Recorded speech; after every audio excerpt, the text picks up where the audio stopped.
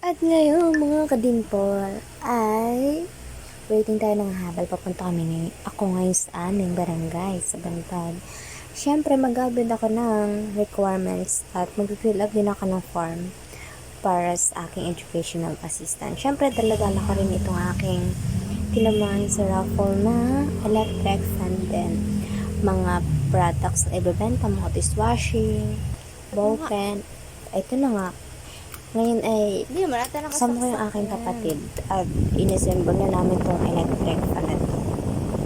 Kaya hindi magana siya mga kadimpol. At ngayon bababa na tayo sa aming tahanan at talaga naman yung kapatid ko pa ang nakapayong. So sobrang init talaga namang parang piniritong aking balat nung ako lumabas. Ito nga pala yung tinutuluyan namin bahay ngayon. Ito yung kila tita. Dito na kami pinatuloy kasi lumipat na rin sila dun sa isang bahay, simentado, maganda. Bumalik yung aking kapatid kasi meron siyang nalimutan. Yan, video muna ako dito.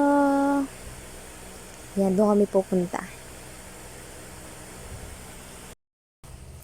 Ayan, sobrang init talaga mga kadimpol. Pero, ganun talaga. Kailangan mo makipagsabay sa hamon ng buhay. Hamon ng buhay. Ayan, balikan din naman ako. Sakay ako ng hambal. Ayun na nga yung kapatid ko. May daladala na siyang siopaw. Ito yung pasalubong ko sa kanila. Bali, dadalawa lang sila dito sa bahay. At ngayon ay magsimula na tayo maglakad kasi nga sobrang init na. Kaya nang sabi ko sa kapatid ko, bilisan na namin kasi hindi na talaga kaya ng fast ko, char.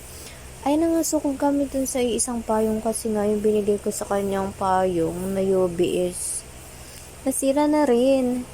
Kaya nga pinapagalitan ko siya kasi hindi nyo iningatan yung aking payong. Halos 2 years ko na siyang gamit. Ayan, nagsimula na kami mga kadimpol para makarating na kami. Bali, dadaan muna kami kila tita para bentahan ko ng order niya na habon. Then, bebentahan ko rin siya nitong daladala ng kapatid ko na dishwashing. At, siyempre, meron din naman sa bahay, libre na yun. At nag-iwan ako din ng isang dishwashing 1 liter. Ayan. Kitang-kita naman ang kagandahan ng nature dito sa Quezon Province. Kahit madalian at balikan yung aking pagpunta dito sa Bantad, bawi na lang ako next live. Kasi nga may abya din lang ako. Ayan. At ayun yung dati namin bahay. Wait then. Hard to flex. Ayan. Medyo natutuyo na nga mga katimpol yung tubig kasi sobrang init na. Ito yung kalaban eh. Huwag naman sana magkaroon ng El Nino dito sa atin. Diyos ko, nakakaawa. Siyempre, malapit na rin tayo sa tahanan nila tita. At nandun nga naman si papa. So, ayan na nga. Ay, nagbago na naman tayo magpatuloy sa ating storytelling, voice record, charing, para hindi tayo ma-copyright kapag nag-add ako ng something music. Ayun na mga dimple, ang ganda ng panahon, sa sobrang ganda ng panahon kasi ang ganda ko na ito, char.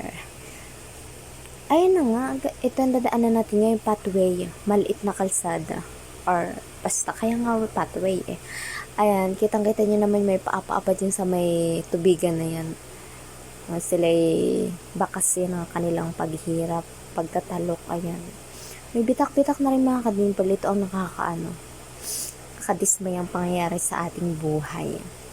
Kaya sana naman ay ulan. Ayan. Ito na, malapit na tayo sa ating patutunguhan, ang bahay nila titang bago.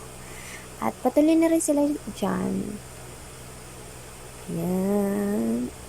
Kung nakikita nyo mga dimple, kitang-kita nyo naman yung bakas ng mga paapat, tsaka yung ipagkakabitak-bitak ng lupa sa ating tubigan dahil sa sobrang init. Sobrang init ang panahon dito sa Pilipinas. Dito sa Quezon Province, nagsisimula na siya. Ayan, nagbilad sila tita dito kung mapapansin nyo, usong-uso yan dito sa Quezon Province.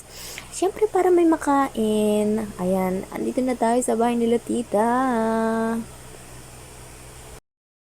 At matapos ang ilang minutong aking fill up sa aking form and pagbabasa ng requirements at pakikipag-chismisang kila papa, kila ninong, kila tito at kila tita, Ay, ngayon ay babalik na tayo dun sa ating kitaan, char.